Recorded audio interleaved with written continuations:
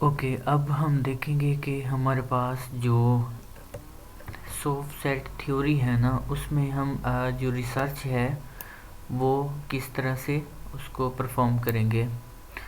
तो ओके, अब हमारे पास क्या है, soft set application in decision making problem covid pandemic.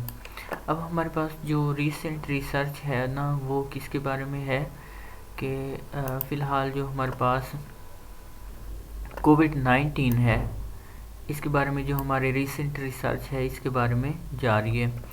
तो इसके बारे में हम डिफरेंट कैटेगरीज को देख सकते हैं कि हमारे पास जो, अगर देखा जाए कि हमारे पास जो कोविड-19 है ना, इसके हम इम्पैक्ट वगैरह देख सकते हैं कि अगर ये एक चीज़ देखी जाए कि हमारे पास जो अगर वर्ल्ड बेस पे रिसर्च हुई है कि जो, अगर फ़र्ज़ कर लें कि हमारे पास जो वैक्सीन अभी आई है कोविड की, तो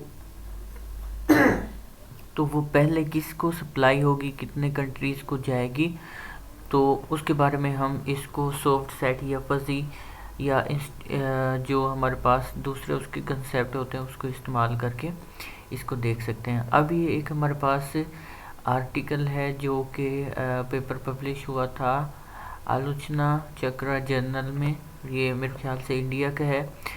तो इसको हम देखते हैं कि हमारे पास इसमें डिसीजन मेकिंग में सॉफ्ट सेट के उसने जो है एप्लीकेशन वो किस तरह उसको की है। तो एब्स्ट्रैक्ट में देखें, सबसे पहले उसने लिखा है कि डिसीजन मेकिंग हमारे पास होता क्या है। तो क्या होता है, the process of selecting tool selection और selecting the best from the list of alternatives available for selection in is called decision making.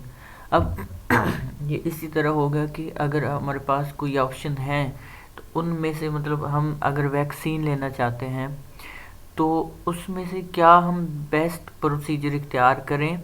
फ़र्ज़ करें कि एक रशिया ने वैक्सीन बना ली और एक अमेरिका ने बना ली, तो अगर हम पहले सबसे पहले कुछ पैरामीटर लेंगे, जिस तरह हम ये ले सकते हैं कि अगर हम डिस्टेंस देख लें, एक पैरामीटर ये ले सकते हैं, डिस्टेंस कितना ज़्यादा है या कितना कम है, तो जिधर से कम होगा हम उसको प्रेफर करेंगे। दूसरा पैरामीटर अगर हम लेते हैं कि उसके जो इम्पैक्ट है ना, वैक्सीन जो नई बनी है वो क्या है। अगर बेहतर जो है वो रशिया से जो वैक्सीन आई है वो दे रही है तो हम उसको प्रेफर करेंगे। एक पैरामीटर हम ये ले सकते हैं कि किसको हम प्रेफर करें।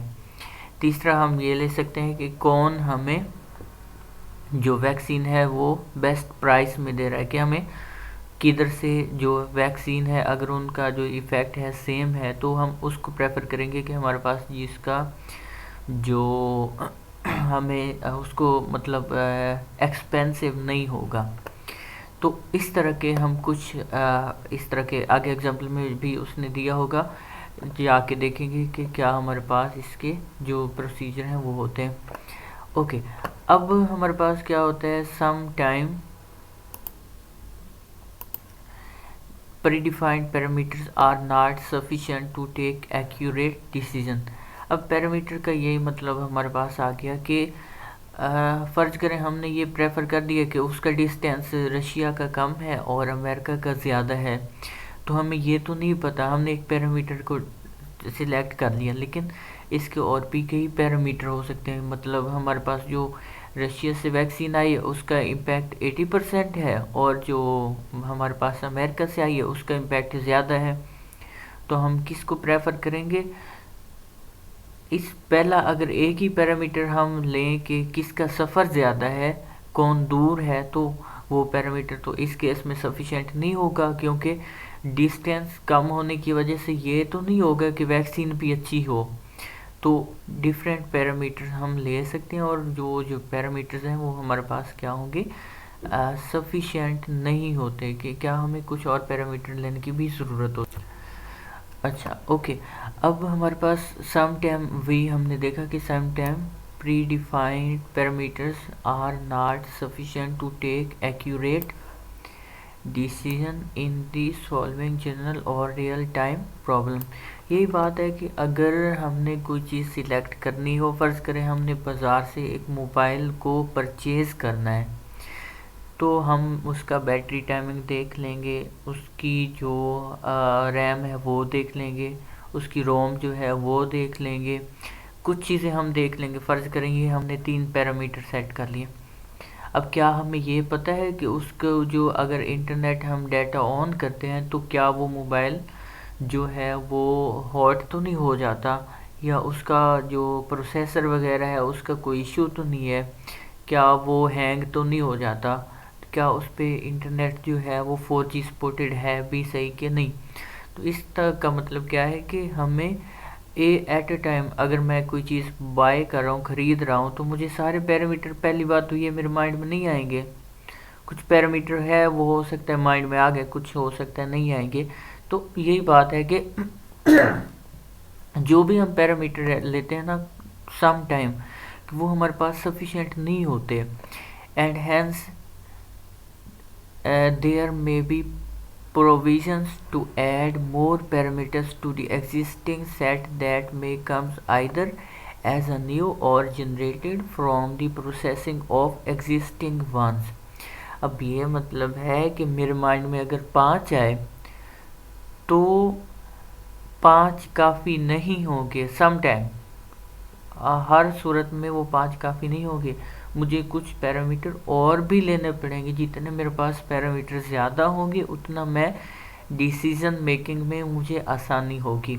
The decision required by the people for purchasing a house in a particular area always being a difficult task. अब इसी चीज़ को अगर हम ले लें कि हमारे उन्होंने एक हाउस को परचेज़ करना है, तो क्या होगा, decision required by people to purchasing a house. अभी इस चीज़ को हम ले लेते हैं कि क्या करना है, परचेज करना है एक हाउस को। अब पहली बात डिफ़िकल्ट टास्क है, क्यों है?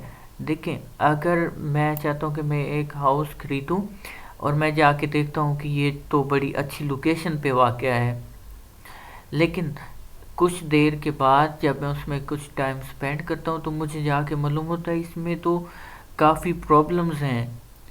अच्छी लोकेशन तो है लेकिन इसमें फ़र्ज़ करें अगर लाहौर में हमने ले लिया एक हाउस, तो कुछ देर के बाद हमें महसूस होगा कि इसमें तो क्लाइमेट चेंज की वजह से इसमें लाहौर में तो पोल्यूशन ही बहुत ज़्यादा है, तो आपको हेल्थ के रिलेटेड इशू होने शुरू हो जाएंगे। तो यही सोच है। और सम टाइम अगर आपको पता चले कि आपके जो अराउंड में लोग रहते हैं तो वो भी आप मतलब इतना उनका बिहेवियर अच्छा नहीं है, तो सिर्फ एक पैरामीटर जो है वो हमारे पास काफ़ी नहीं होगा। Okay, because such decision parameters carries different importance to different people. अब एक बंदे ने किसी हाउस को परचेज़ करना है तो वो किसी और नज़र से देखेगा, जब दूसरा बंदा आएगा तो वो किसी और नज़र से देखेगा। ओके, अब इस पेपर में हमने करना क्या है, तो in this paper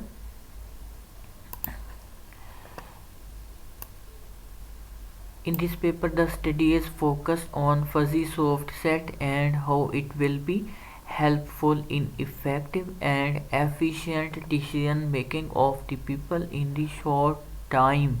The concept is applied in the case of the purchasing hand sanitizer during COVID-19 pandemic। अब उसने एब्स्ट्रैक्ट के एंड पे हमें बता दिया है को इस पेपर में क्या करना चाहता है। वो इसी इफेक्ट कंसेप्ट को, कंसेप्ट कौन सा, जो सॉफ्ट सेट होते हैं, कौन से soft set, fuzzy soft set, इसको उसने अप्लाई करना है किस चीज़ पे, एक सैनिटाइज़र की जो परचेजिंग है उस पे अप्लाई करना है और उसकी इफ़ेक्ट्स वगैरह को देखने के लिए उसने चेक करना है। तो ये उसका वो होगा कि वो इसमें क्या करना चाहता है। ओके, अब उसके बाद हम नीचे आ जाते हैं कि हमारे पास अगर है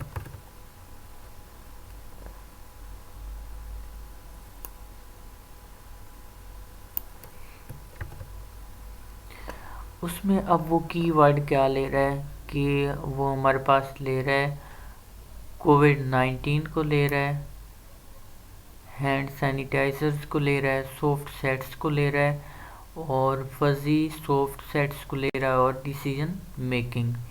अब ये सिंपल हमारे पास ये है कि हम देखें अगर ये इसने ये चीज़ें नहीं है। अब फजी सॉफ्ट सेट वही चीज़ होती है जिस तरह हमने पहले डिस्कस किया कि हमारे पास जो पैरामीटर हैं वो क्या होते हैं। जिस तरह एक उसने सैनिटाइज़र फ़र्ज़ करें ख़रीदना है, तो वो इस प्रेफर करेगा कि सैनिटाइज़र कौन से कंट्री से मुझे अच्छा मिलेगा, कौन से कंट्री से इफ़ेक्टिव मिलेगा, उसका जो फार्मूला है वो उसमें अल्कोहल कितना होगा। तो ये सारी चीज़ें वो उसके क्या होंगे, पैरामीटर। और ये पैरामीटर हम किस में डील करते हैं, फजी सॉफ्ट सेट्स में डील करते हैं। ओके, अब इसका इंट्रोडक्शन में ये सिंपली ये बताएगा हमें कि most of our life problems in the engineering, social and medical sciences, economics,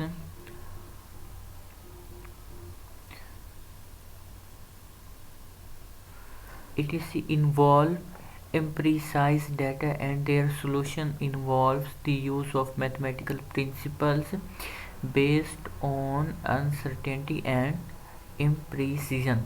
अब देखें हमें imprecise डेटा मिलता है अक्सर, और क्या होता है कि एंड देयर सोल्यूशन। अब एक तो हमें डाटा थोड़ा सा जो है वो करेक्ट ना मिला, थोड़ा उसमें अनसर्टेनिटी थी।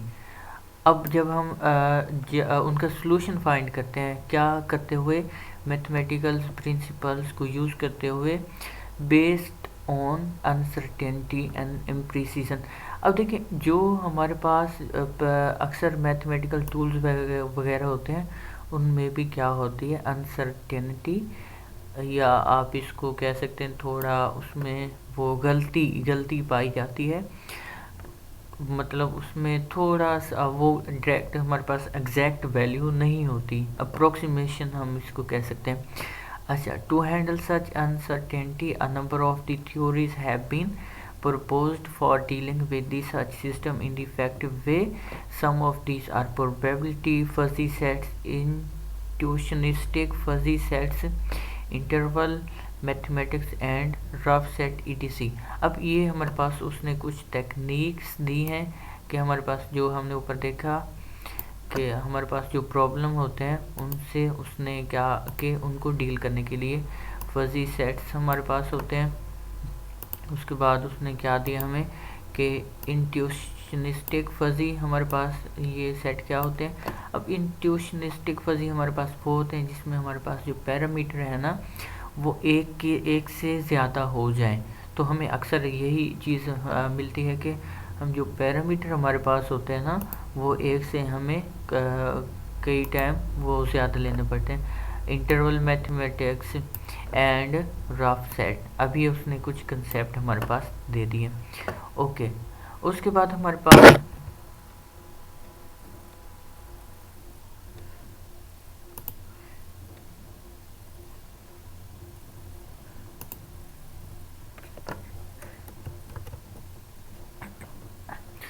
ओके अब हमारे पास इसमें थोड़ा हम इसको ऊपर अगर ले जाएं तो हमारे पास क्या होगा कि जो सॉफ्ट सेट की अब वो डेफिनेशन हमें बता रहा है कि सॉफ्ट सेट क्या होता है। A soft set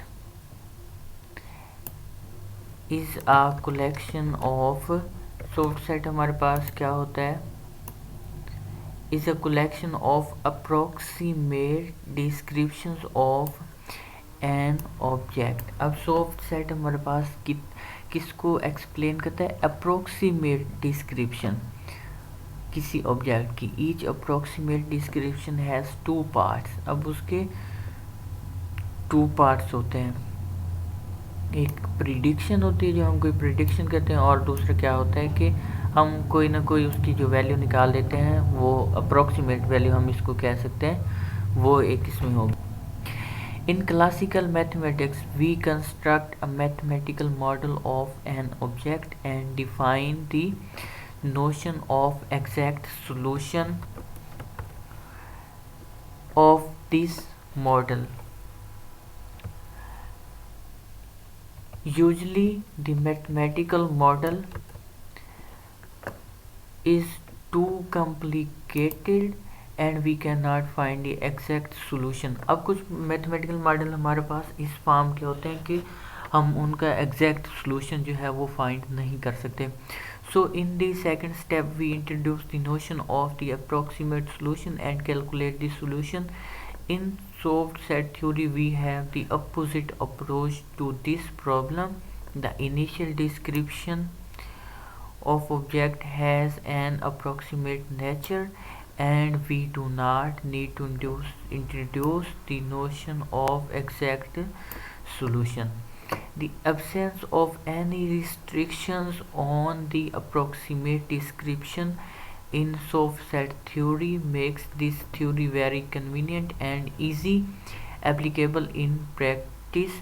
We can use any parameterization we prefer with the help of words and sentence, real numbers, functions, mapping and so on. It means that the problem does not arise in soft set theory. In 7 अब ये reference हमारे पास नीचे दिया होगा and पे के besides demarcating the basic contours of soft set theory, Moldovtsev also showed how soft set theory is free from parameterization. Inadequacy syndrome of the fuzzy set theory, rough set theory, probability theory and game theory. Soft set theory is a very general framework. Many of the established paradigms appear as special case of soft set theory.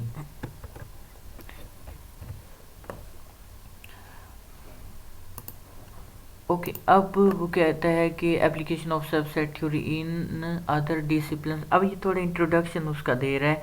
Discipline and real life problems are now catching momentum. Molodtsov 7 इसका reference दिया होगा. Successfully applied the soft set theory into several direction such as smoothness of function, parent integration, theory of probability, theory of measurement and so on. माजी eight आल. अब ये इन्होंने जब वो हमारे पास वो बेसिक्स था ना सोर्ट सेट थ्योरी पे काम हो रहा था तो बेसिक में ये मोल्डसेव था, माजी था और कुछ और हम आगे जाके देखेंगे कि first practical application of sort set in decision making problem. It is based on the notion knowledge reduction in rough set theory. Maji et al. ये उसका रेफरेंस ये define and study several basic notion of source set in 2003. In 2005 P and Miao and Chen et al. Improved the work of Maji et al. अब इन्होंने उस पे जो कुछ काम होना था वो किया. उसके बाद आगे देखते हैं हम कि हमारे पास जो in the present paper the concept of fuzzy soft set relation are discussed and then applied in the decision making problem. So approximate reasoning. Fuzzy soft relations have shown to be a primordial importance. और ये हमारे पास हो गया. Human judgment are often based on the comparison between couples of face data. Moldsev gave definition of fuzzy soft relation. Afterwards, Chaudhuri gave extended definition of fuzzy soft relation. Here we discuss the concept of soft relation and fuzzy soft relation and definition of the Chaudhuri in the simplified form as an algorithm and apply then decision making problem taking a separate example. अब इसके बारे में थोड़ा हम preliminaries देखेंगे कि हमारे पास जो उसके बेसिक थे वो हमारे पास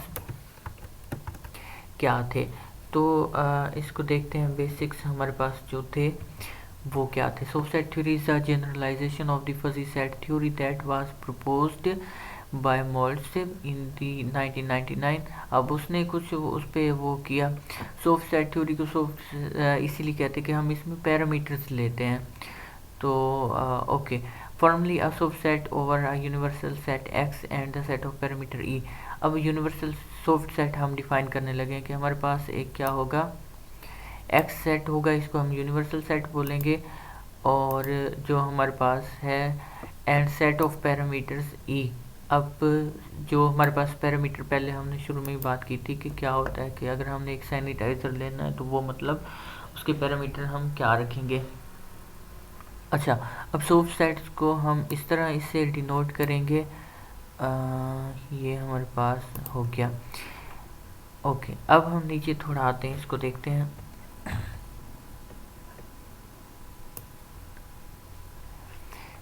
अब where A is a subset of E, A जो हमारे पास है वो क्या है, किसका सबसेट है, ई का, and F is a function from A to power set of X for each E in A, the set F of E is called the value of set of E in F of A. The basic notion of also set theory and some useful definition from Maji et al. are discussed here. Where U be the initial universal set, E be the set of parameter of A व B दो हमारे पास set होंगे, वो सब set किसके होंगे, E के होंगे। ओके, आगे हम देखेंगे डेफिनेशंस वगैरह कुछ होंगे हमारे पास। A pair of E F is called a subset over if and only if F is a mapping of E into the set of all subsets of the set U. In other words, the subset is a parameterized family of subset of the set U. Every set F of E belongs to E from this family may be considered as the set of E. Approximate elements of the subset. Let us consider the following example. अब ये हमारे पास एक soft set दिया है, उसने describe the alternatives of the bikes which Mr. X is going to buy. अब ये हमारे पास एक उसने सॉफ्ट सेट दिया है, इसमें हमारे पास जो ई है वो क्या होगा, पैरामीटर होगा। अब U is the set of bikes under consideration, bikes हमारे पास जितनी है वो U से यूनिवर्सल सेट से शो करेंगे। E is the set of parameter. अब जो पैरामीटर है वो क्या क्या है कि ई हम ये ले लेते हैं, E1 स्टाइलिश हो, दूसरा पैरामीटर ले लेते हैं हैवी ड्यूटी हो, तीसरा लाइट हो, चौथी हमारे पास अगर हम ले लें कि वो हो स्टील बॉडी, उसकी बॉडी अच्छी हो, और पांचवें पे हम चीप ले लेते हैं, गुड मिलेज, ये हम ले लेते हैं उसकी प्रॉपर्टी, और ले लेते हैं इजी स्टार्टेड, लॉन्ग ड्राइव, अनकॉस्टली, और ये हम आगे उसके ले लेते हैं क्या, फाइबर बॉडी, ये इतने हम ले लेते हैं। In this case, to define a soft set means to point out the stylish bike and heavy duty bikes and so on. मतलब हमें जो बेस्ट हमारा डिसीजन होगा वो पैरामीटर पे ही डिपेंड करेगा, जितने हम ज़्यादा या अच्छे पैरामीटर लेंगे। ऑपरेशन विद सॉफ्ट सेट, अब सॉफ्ट सेट में हम ये देखेंगे, suppose a binary operation denoted by star is defined for all subset of U. Let, अब हम क्या लेट करते हैं कि f of A and g of B be two soft sets over U, then the operation star for the soft set is defined in the following way। अब ये जो दो हमारे पास सॉफ्ट सेट दिए हुए हैं ना, इन पे हम जो अगर इनको वो ऑपरेशन लगाएं स्टार वाला,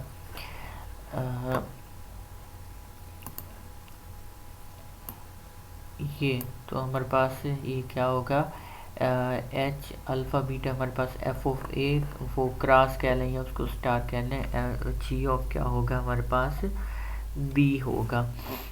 ओके, अब हमारे पास जो है एनालिसिस, एनालिसिस का मतलब क्या होता है कि हम इस पेपर, वो तो हमें बेसिक पता था, लेकिन हम इसमें क्या करना चाह रहे हैं, तो उसको देखते हैं कि हम करना क्या चाह रहे हैं। कोरोना वायरस के बारे में वो बताया कि वो क्या है, कि वो सार्स वायरस की एक टाइप है हमारे पास। 2019 में sure lot of information is being presented about the help prevent corona virus से कैसे बचा जाए। One of the best way to stay healthy is to wash your hands.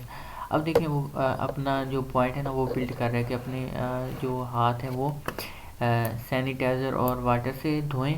अगर वो दोनों अवेलेबल नहीं है तो हम क्या करेंगे, वो कह रहा है कि हम क्या फिर करेंगे, सैनिटाइज़र को अवेल करेंगे, सैनिटाइज़र को इस्तेमाल करेंगे टू वॉश आवर हैंड्स। तो उसके बारे में अब ये फजी सॉफ्ट सेट थ्योरी को इन सैनिटाइज़र की जो हमारे पास डिमांड है ना उस पर अप्लाई करेगा। ओके, अब डेटा सेट यूज़, इसमें आप पैरामीटर वगैरह वो लेगा। The following type of hand sanitizer are use for decision making to select the best possible sanitizer is per need of ABCDEF।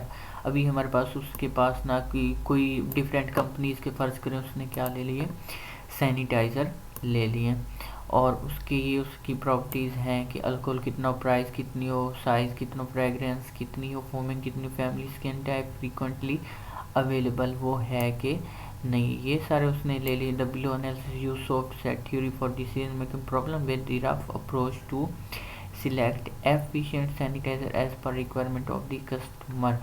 अब वो इन सारे पैरामीटर को लेके इस तरह कोई सैनिटाइज़र जो कि कस्टमर की डिमांड भी हो, उनकी इजी अप्रोच भी हो, तो वो सिलेक्ट करेगा। ये हमारे पास यूनिवर्सल होगी बी सेट ऑफ 6 सैनिटाइज़र।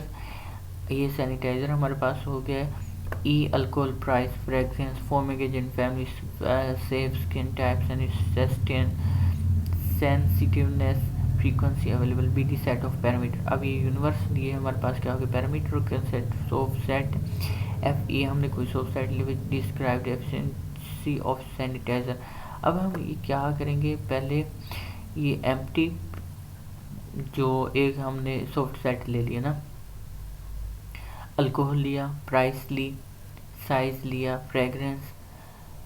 अब फ्रेगरेंस इसका मतलब क्या है कि प्राइस में ना alcohol is equal to empty, मतलब किसी में भी अल्कोहल नहीं था। दूसरी मतलब प्राइस सबकी जो थी वो तकरीबन सेम की रेंज आप कह लें, इसलिए उसने ये सिलेक्ट किया। अब साइज़ के मुताबिक उसे अच्छा लगा पहला, दूसरा और छठा। फ्रेगरेंस उसे लगी पहले, दूसरे और छठे की अच्छी। फोमिंग एजेंट दूसरा, चौथा और पांचवा था। फैमिली सेव सारे ही थे। स्किन टाइप एंड सेंसिटिवनेस वो पहले, तीसरे और छठे में थे। फ्रीक्वेंटली अवेलेबल 1 से 60 सारे के सारे जो थे फ्रीक्वेंटली क्या थे, अवेलेबल थे। सपोज एनी ऑर्गेनाइजेशन और any government interested to buy a huge quality of the sanitizer, the basis of the parameter like alcohol, price, size, fragrance, foaming agent, family, safe, etc., which constitute the subset P: alcohol, price, size, fragrance, foaming agent, family, safe, skin type, sensitiveness, frequency available of the set. That means out of the available item in U, buyer select that item which qualifies with the maximum number of the parameter of the subsets P. अब वो तो वही उसी को करेगा ना जिसकी उसे मतलब ज़्यादा, मतलब उसके वो रेंज में होगा और जिसमें मैक्सिमम प्रॉपर्टीज़ भी होंगी। Tabular representation of this absent, तो tabular representation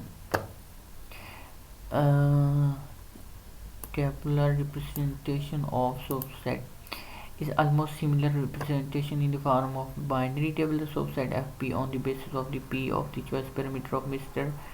A, and it can be represented in the following tabular form. The style of the representation will be useful for storing a subset data for analysis. If Hi belongs to F of E, then Hij is equal to 1, otherwise Hij is 0, where Hij are both entries in the table.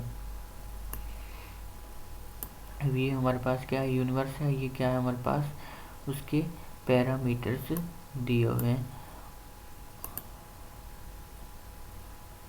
Okay, अब इस चीज़ को अगर हम देखें तो हमारे पास ये क्या होगा कि ये E111 मतलब ये सारे सैनिटाइज़र में ये जो पैरामीटर E1 है ना, E1 ऊपर हमने डिफाइन किया होगा क्या था, वो सारे सैनिटाइज़र में अवेलेबल है। देखें अगर Hi बिलोंग करता है F से तो Hij is equal to 1 available है। ये देखें E2 जो पैरामीटर है हमारे पास, अगर हम देख लें E2 पैरामीटर हमारे पास हमने क्या लिया था, अगर हमने इसको नाम दिए थे तो ये हमें चलेगा पता नहीं, हमने कोई ख़ास सिलेक्ट नहीं किए थे। तो देखें E2 पैरामीटर जो है ना वो तीसरे में और चौथे में और पांचवें में नहीं है, बाकी 1, 2 और 6 में है। E3 पैरामीटर देखें सारों में है। E4 देखें सिर्फ 5 में नहीं है। E5 जो है वो दूसरे में नहीं है, चौथे में नहीं है और 5वें में नहीं है। ये उसका उसने टेबल बना दिया। अब redact table for the subset, उसी का वो फार्मूला टाइप जो फॉर्म है उसमें लिखेगा हमारे पास। तो ये उसने इस तरह एक ये और टेबल हमारे पास आ जाएगा। तो उसने इस फॉर्म में उसको क्या कर दिया, रिप्रेजेंट कर दिया इसको। और अब ये कंक्लूजन निकालेगा कि we crisply summarize the basic concept of fuzzy subset theory and enumerate some of its various applications in different directions. Today, that fuzzy subset is an important instrument for dealing with the uncertainty problem. We have applied the fuzzy subset theory in the case of purchasing hand sanitizer, which can help reduce our risk of the catching COVID-19 infection. तो acknowledgement और आगे जाके उसने क्या दिए, इसके ये जो रेफरेंस ऊपर हमने डिस्कस किए थे वो उसने इधर जाके उनको। ओके, अब हम इस टॉपिक को इधर ही क्या करते हैं, एंड कर देते हैं। ये हमारे जो पास जो टॉपिक था वो क्या हो गया।